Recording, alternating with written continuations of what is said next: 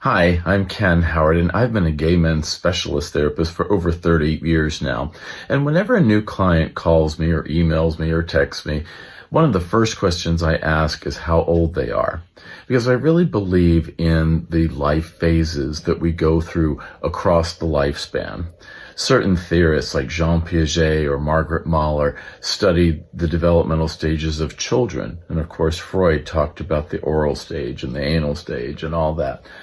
But there's also theorists like Erik Erikson or Harry Stack Sullivan who theorize that we go through fairly predictable stages throughout the lifespan, that certain ages are characterized by certain developmental milestones and ways of thinking, regardless of who we are or where we come from, and it's just related to our age.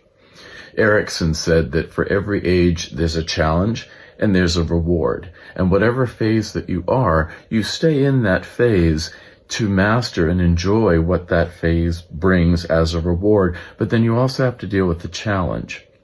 For example, for younger people, there would be a characteristic wanting to set the world on fire and make your mark, especially professionally. That's why we go to school and have entry-level jobs and try and move up the ladder quickly. And then at midlife, around 40 or so, which is what a lot of my clients are, they're going through the midlife period of misgivings, questioning the young man that they were, the values and priorities they had, and the older man that they are becoming and are going to continue to become, and reassessing what you want your work and your relationships and your health and your body and your habits to be like. And then if you're older, there's a lot that happens around the time of retirement or approaching retirement age in the 50s and maybe the 60s, and certainly at retirement as you turn the corner into a different phase of life. And then on the rare occasions that I work with much older people, then it's about existential things, about what gives life and meaning late in life.